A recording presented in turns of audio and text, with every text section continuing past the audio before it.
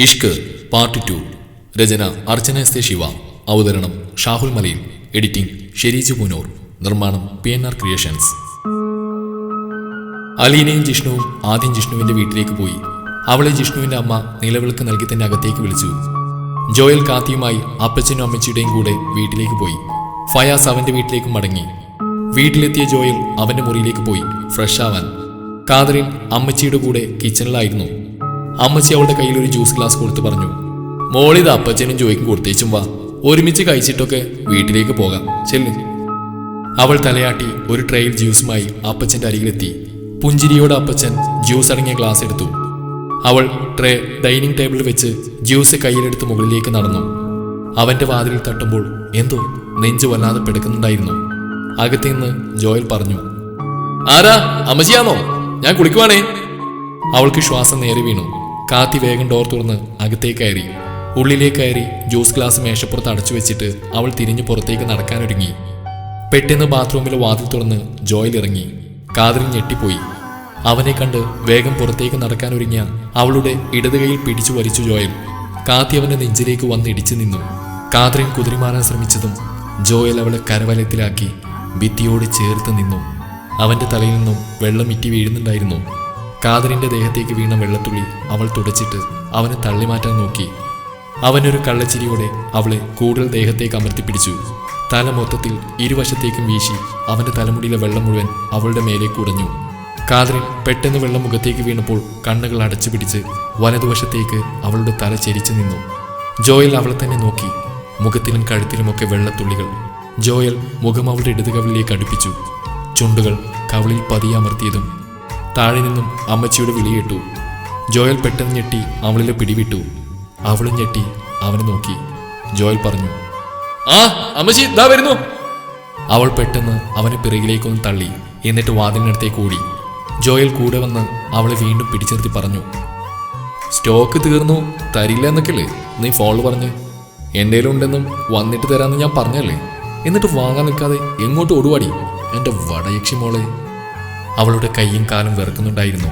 എന്തോ പറയാൻ നോക്കി, എന്നാൽ ഒച്ച നേരെ പുറത്തേക്ക് വരുന്നില്ല. എങ്കിലും പതറിക്കൊണ്ട് ഇടറുന്ന സ്വരത്തിൽ അവൾ അവനോട് പറഞ്ഞു, ഇച്ചായ പ്ലീസ് കൈവിട്.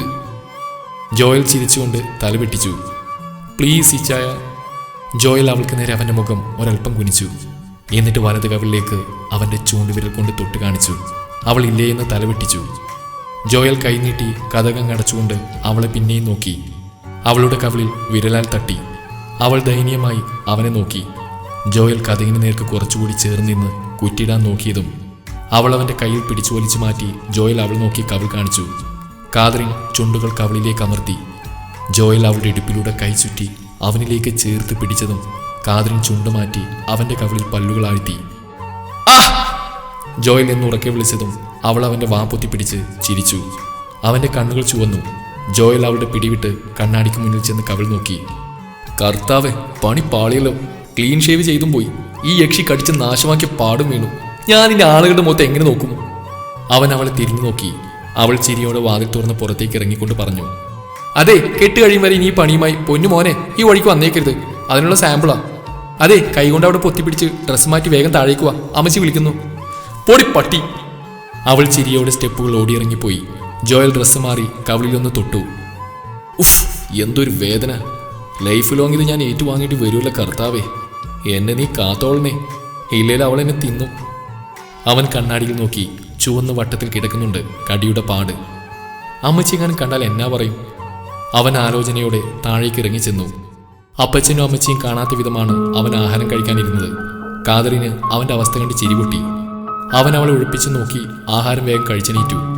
അപ്പച്ചനോടും അമ്മച്ചിയോടും പറഞ്ഞിട്ട് അവൻ പുറത്തേക്കൊന്ന് പോവാനും കാതറിനെ വീട്ടിലാക്കാനുമായി ഇറങ്ങി. അപ്പച്ചൻ പിന്നാലെ ചെന്ന് ഉറക്കെ പറഞ്ഞു, മോനെ ജോയെ, നിന്റെ തോളിൽ മാത്രല്ല കവിളിലും പട്ടിക്കൂട്ടി കടിക്കും അല്ലയോ? അപ്പച്ച. അവൻ തിരിഞ്ഞെന്ന് ചമ്മിയൊരു ഇളി വിളിച്ചു. മക്കളെ നിന്ന് വിറക്കണ്ട, പോവാ നോക്ക്. മോളെ സൂക്ഷിച്ചു പോണം കേട്ടോ, അദ്ദേഹം കാത്തിയോടായി പറഞ്ഞു. കാതറിൻ ചിരിയടക്കി തലയാട്ടിക്കൊണ്ട് അവനെ നോക്കി. ജോയൽ മറ്റാരും കേൾക്കാത്ത തരത്തിൽ അവളെ നോക്കി പിറുപിറുത്ത് പറഞ്ഞു, നിനക്ക് ഞാൻ വെച്ചിട്ടുണ്ടടി വടയക്ഷി പണ്ടാരക്കാരി. ഇതിലുള്ള മുതലും പലിശയും കൂട്ടുപലിശ അടക്കം ഞാൻ തന്നിരിക്കും. ജോയലാ പറയുന്നത്. അവൾ ഊറി ചിരിച്ചുകൊണ്ട് അവന്റെ ബൈക്കിന്റെ പിറകിലേക്ക് കയറി. അവൻ വണ്ടിയെടുക്കും മുന്നേ അലീനെ വിളിച്ച് കുടുംബ വീട്ടിലേക്ക് ജിഷ്ണുവായി വരാൻ പറയാൻ പറഞ്ഞുകൊണ്ട് അവൻ വണ്ടി സ്റ്റാർട്ട് ചെയ്തു. കാതറിൻ അലീനയെ വിളിച്ചു. ജിഷ്ണുവാണ് ഫോൺ എടുത്ത്. ഹലോ കാത്തി. ആ ജിഷ്ണിച്ചായനായിരുന്നോ? അതെ, ഞാനും ചോദിച്ചാൻ കൂടി വീട്ടിലേക്ക് പോവാ. നിങ്ങളവിടെ പറഞ്ഞിട്ട് വാ. ഒറ്റയ്ക്ക് വന്ന് കയറാനുള്ള ചമ്മൽ വേണ്ടല്ലോ അപ്പോ. ആ ഡബിൾ ഓക്കെ, ഞങ്ങൾ ഇപ്പൊ ഇറങ്ങാം. ഓക്കെ, വന്നിട്ട് കാണാം. അവൾ ഫോൺ കട്ടാക്കി ജോയലിനോട് പറഞ്ഞു. അവരിപ്പോ ഇറങ്ങും. അല്ലടി, നിനക്കെന്നെ പിടിച്ചിരുന്ന എന്നതാ കുഴപ്പം? പിടിച്ചാണല്ലോ ഇരിക്കുന്നത്, തോളിലല്ല, ഇങ്ങനെ വയറില്. അതും പറഞ്ഞവൻ അവളുടെ കൈ പിടിച്ചിടുപ്പിലേക്ക് ചുറ്റി പിടിപ്പിച്ചു. ചെറുചിരിയോടെ അവൾ അവന്റെ പിറകിലേക്ക് ചാഞ്ഞിരുന്നു. പെട്ടെന്നാണ് അവർക്ക് മുന്നിലേക്ക് ഒരു കാർ കയറി വന്ന് ചവിട്ടി നിർത്തിയത്. ജോയൽ അവന്റെ പടക്കുതിര ചവിട്ടി നിർത്തിക്കൊണ്ട് കാറിലേക്ക് നോക്കി ഉറക്കെ ചോദിച്ചു, ഏത് പന്ന മറ്റമോനാടാ വണ്ടിക്ക് വട്ടം പിടിക്കുന്നത്? അടുത്ത നിമിഷം കാറിന്റെ ഡോർ തുറന്നു. ഇറങ്ങിയ ആളെ കണ്ട് ജോയലൊന്ന് ചിരിച്ചു. പിന്നെ അവന്റെ മുഖത്തേക്ക് കലി ഇരച്ചു കയറി. അവൻ പതിയെ കാത്തി കേൾക്കാൻ വേണ്ടി പറഞ്ഞു, ഇതാ സേവിയുടെ തന്തയാ, അപ്പനെ എനിക്ക് പണിയുണ്ടാക്കുന്ന തോന്നുന്നു. കാതറിൻ കലിയോടെ സക്രിയെ നോക്കി. ഡോർ തുറന്ന് അയാൾ പുറത്തേക്ക് ഇറങ്ങി. 62 വയസ്സ് കഴിഞ്ഞെങ്കിലും കണ്ടാൽ ഇപ്പോഴും ഒരു 50-നപ്പുറം പറയില്ല. സക്രിയ കാറിനുള്ളിലേക്ക് നോക്കി. മുന്നിൽ നിന്നൊരു പയ്യനിറങ്ങി. പിറകിൽ നിന്ന് 3 പേർ. ആ 3 പേരെ കണ്ടാൽ തന്നെ അറിയാം സക്രിയ മുതലാളി കൂടെ കൊണ്ടുനടക്കുന്ന പിടിയാളുകൾ തന്നെയാണ്. ജോയലിന്റെ ചുണ്ടിൽ ഒരു ചിരി വന്നു. അവൻ വിരലാൽ ബുള്ളറ്റിൽ തട്ടി താളം പിടിച്ചിരുന്ന് അയാളെ നോക്കി. അയാൾ കൂടെ ഉണ്ടായിരുന്ന ആ പയ്യനെ നോക്കി ജോയലിനോട് പറഞ്ഞു, നീ അറിയൂ എന്നെ? സക്കറിയ, സേവറിന്റെ പപ്പ. പിറകിലിരിക്കുന്നവളെ ഞാനൊന്ന് ശരിക്ക് കാണട്ടെ, ഒന്ന് ഇറങ്ങിക്കേ മോളെ. കാതറിൻ ജോയലിനെ നോക്കി. അവൻ ഇറങ്ങാൻ കണ്ണു കാണിച്ചു. കാതറിൻ ബൈക്കിൽ നിന്നിറങ്ങി അയാളെ നോക്കി. അയാൾ പറഞ്ഞു, നിനക്കറിയോ എന്നെ? എന്നെ അറിയില്ലെങ്കിലും എന്റെ സേവിച്ചനെ നീ അറിയും.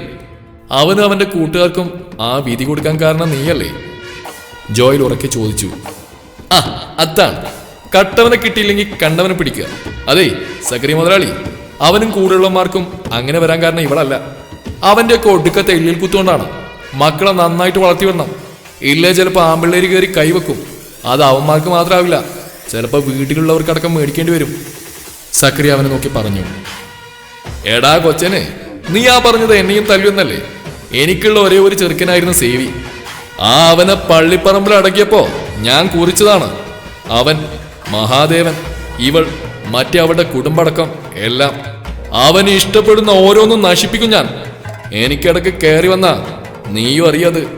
ജോയൽ 2 കൈയും കൊട്ടി ചിരിച്ചുകൊണ്ട് ബുള്ളറ്റിൽ നിന്നും ഇറങ്ങി ഉടുത്തിരുന്ന മുണ്ട് മടക്കി കുത്തി സക്രിയക്ക് മുന്നിലേക്ക് ചെന്ന് അവന്റെ മീശയൊന്ന് പിരിച്ച് സക്രിയെ നോക്കി പറഞ്ഞു,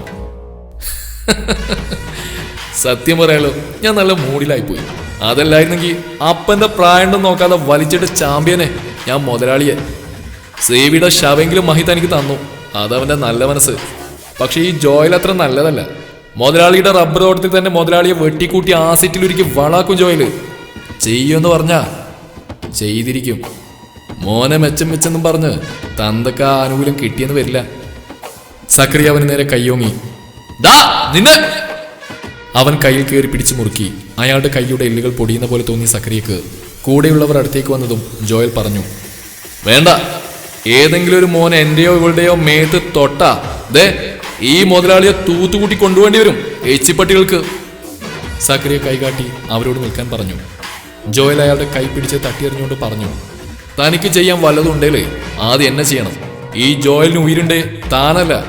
നിന്റെ തലതൊട്ടപ്പം വിചാരിച്ചാലും ഇവളെയോ മഹിയെ തൊടില്ല. പിന്നെ താനൊന്ന് കളിച്ചു നോക്ക്, ഇപ്പുറത്ത് ഞാനുണ്ട്. സക്രിയ പല്ലുകടിച്ച് അവനെ നോക്കി.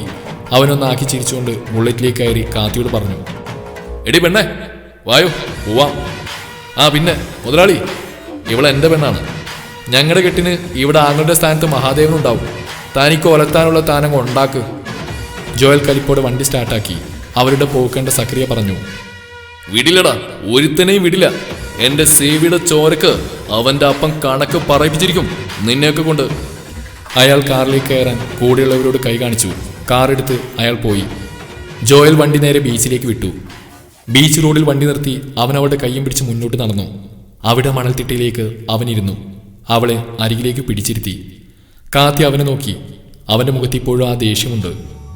അവൾ അവന്റെ തോളിലേക്ക് തലവെച്ചു. ജോയൽ തലചരിച്ച് അവളെ നോക്കി. ജോയൽ ചോദിച്ചു, എന്നതാടി, നിനക്ക് പേടിയുണ്ടാ? എന്തിനു ചായ? എനിക്കിപ്പോൾ എൻ്റെ ചോദിച്ചായുള്ളപ്പോൾ ഞാനെന്ത് പേടിക്കാനാ? അവൾ അവൻ്റെ കൈ ചുറ്റിപ്പിടിച്ച് അവൻ്റെ തോളിൽ തലവെച്ച് അവനോട് ചേർന്നിരുന്നു. ജോയലിന്റെ ചുണ്ടിൽ ഒരു ചെറു പുഞ്ചിരി വിടർന്നു. അവൻ വലത് കൈ അവളുടെ ഇടുപ്പിൽ കൂടി ചുറ്റി അവന്റെ ദേഹത്തേക്ക് ചേർത്ത് പിടിച്ചു. കാത്തി തല ഉയർത്തി അവനെ നോക്കി. എന്താ എന്ന് ആംഗ്യത്തിൽ ചോദിച്ചു. ജോയൽ കണ്ണിറുക്കി ചിരിച്ചു പറഞ്ഞു, ഞാനല്ല, നീ വന്നിങ്ങനെ ഇരുന്നപ്പോൾ അറിയാതെ ആയിപ്പോയതാ. അവൾ അവന്റെ കയ്യിലൊരു നുള്ളു കൊടുത്തു. അവൻ ആ എന്ന് പറഞ്ഞ് കൈയെടുത്തു. ജോയൽ പറഞ്ഞു, ഹോ, എനിക്ക് വയ്യ കർത്താവ്, അടി ഇടി നുള്ളു കടി, തുടക്കം മുതൽ എനിക്ക് ഇത് തന്നെയാണല്ലോ, ഒരു മാറ്റമില്ലാത്ത ജന്തു, പൊടി. അവൾ ചിരിയോടെ പറഞ്ഞു, അതെ, അതിന്റെ കഴുത്തിലൊരു മിന്ന്, അത് കഴിഞ്ഞു മതി ഇതൊക്കെ. ആയിക്കോട്ടെ, എന്നതായാലും ആ കലിപ്പങ്ങ് മാറി, ഇനി പോവാം നിന്റെ വീട്ടിലേക്ക്. അവൾ ചിരിയോടെ എണീറ്റു, ഒപ്പം അവനും. ഇരുവരും വണ്ടിയിൽ കയറി. വീടെത്തുമ്പോൾ കണ്ടു എല്ലാവരും പുറത്തുണ്ട്. ജോയൽ നോക്കുമ്പോൾ മുറ്റത്തെ ചെടിച്ചട്ടിയും മറ്റും പൊട്ടിത്തകർന്ന് കിടക്കുകയാണ്. അവൻ വണ്ടി നിർത്തി ഇറങ്ങി. അവളും. ജോയൽ അകത്തേക്ക് കയറി. സാധനങ്ങൾ തല്ലി തകർന്ന് കിടക്കുന്നു. ജോയലിന്റെ മുഖം ചുവന്നു കയറി. അവൻ കലിയോടെ മുറ്റത്തേക്ക്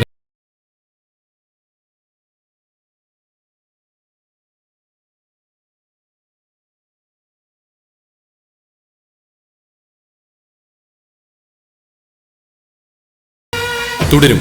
ഈ കഥയുടെ ബാക്കി ഭാഗം നാളെ ഇതേ സമയം.